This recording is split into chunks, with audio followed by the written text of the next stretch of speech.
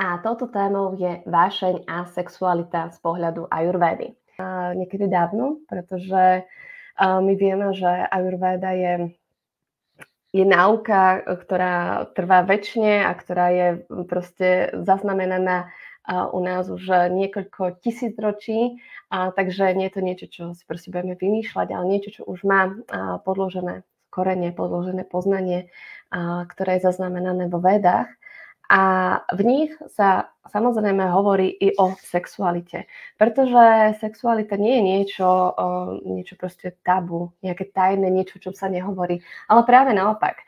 V Indii bola stále sexualita predmetom oslavovania a to sa tam drží dodnes. Nie je to tak ako u nás, že je to proste ako niečo, o čom sa iba tak šepká, alebo o čom sa proste nehovorí. A sexualita má i názov, alebo teda pojem, ktorý sa spája s tú sexualitou, je taký védsky pojem káma a v ajurvede je považovaná za opodstatnený ľudský cieľ. Na jeho uskutočnenie, respektíve na pomoc k tomu, aby sme tú kámu, tú sexualitu mohli naplno prežívať, bola vytvorená i taká knížočka, ktorá sa zachovala dodnes, o ktorej ste už určite počuli, a to je vlastne Kama Sutra. A to sú také manuály pre realizáciu naplňujúceho sexu. Autorom tejto Kama Sutry je mudrc Vatsyayan. A je to vlastne niečo, čo sa uchovalo dodnes, hoci možno už mnoho ľudí ani nevie, že to má nejakú dávnu védskú tradíciu a sú tam úplne moderné fotky a tak ďalej.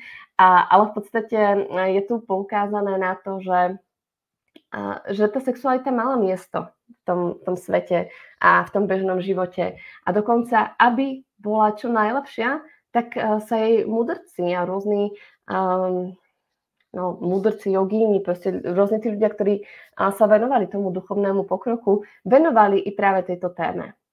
Manželstvo alebo spolužitie, naplnené spolužitie nejakého páru môžeme vnímať ako sádnu. Aj ajurveda o tom hovorí, že vlastne je to i sádna. I to je sádna, že proste sme v nejakom partnerskom vzťahu.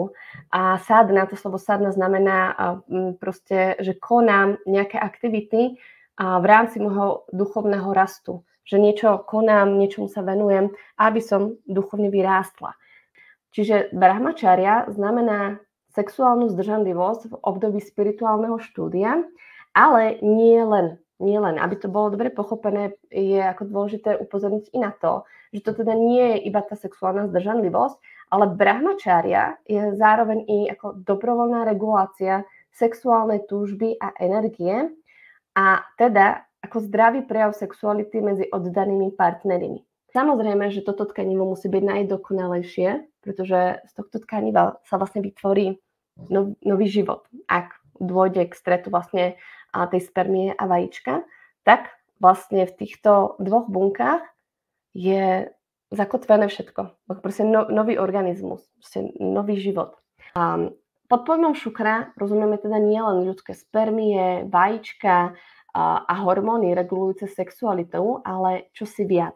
Je to taká na hmote založená a inteligentná sila prítomná v každej bunke. Takže nie je to iba proste tá spermíka, to vajíčko, ale šukra je niekedy akoby zamienená i za ten pojem ojas, ku ktorému sa dostaneme. Jednoducho šukra a ojas spolu veľmi, veľmi úzko súvisia. A podľa toho, aký máme silný ojas, tak to sa potom odrazí na tom, že aké sme akoby silné osobnosti, ako také myslím príťažlivé, magnetické, také tie plné sily. Určite poznáte nejakého človeka, alebo ste sa niekedy stretli s niekým, kto trebárs vošiel do miestnosti a každý si ho všimol. Či už to bol muž alebo žena. Proste bol to človek, ktorý ako keby priťahoval tých iných, ich pozornosť a ľudia mali chuť sa s ním zoznámiť alebo proste byť nejako v tej jeho blízkosti. A z pohľadu ajurvédy to vlastne práve ukazuje na tú silu ojas, ktorú ten daný človek mal.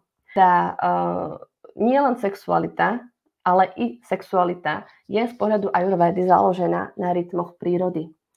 Dnes ale žijeme v dobe, keď my sme odpojení od tej prírody. Sice sa snažíme cez rôzne náuky a proste učíme sa, vzdelávame sa, sledujeme ten osobný rozvoj, chceme sa k tej prírode priblížiť, a tak jednoducho žijeme v dobe, kedy nie sme úplne v tom súlade s prírodou. Jednoducho máme k dispozícii mnoho jedla po celý rok, i rôzne exotické jedlá, ktoré ochladzujú. Proste i tá sexualita je odpojená od prírody. Človek sa miluje, kedy ho to napadne, alebo kedy má chuť, alebo kedy proste vidí nejaký erotický film, alebo proste ako je masírovaný televíziou alebo rôznymi programami, proste čokoľvek. A Ayurveda nás nabáda k tomu, aby sme sa proste vrátili k tomu súladu.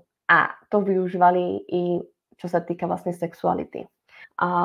Sexualitu by sme si mali ako užívať od tej 18 do približne 70 rokov a neskôr už nie, alebo ani skôr nie, pretože vlastne tým máme akoby tú prevenciu pred stratou tej životnej energie, toho nášho ojasu. A k tomu, ako vlastne podporiť tú šukru, ako podporiť i ten ojas. A Ayurveda nám dáva naozaj konkrétne príklady, ako to urobiť.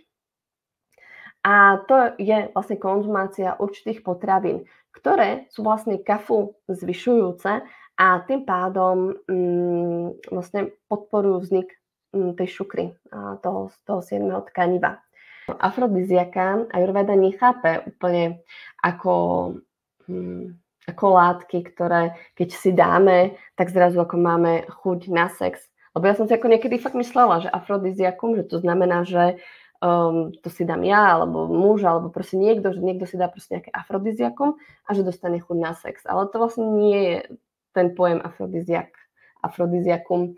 Tak tieto byliny sú veľmi ako trpké a horké, môžu vo vás rýchlo zvýšiť vátu. Môže sa vám napríklad točiť hlava, alebo sa cítite ako trošičku tak malátne. A to sa práve môže stať pri tom, ak budete ich brať príliš veľa. Že byť ženou je dostatočným dôvodom ku každodennej oslave.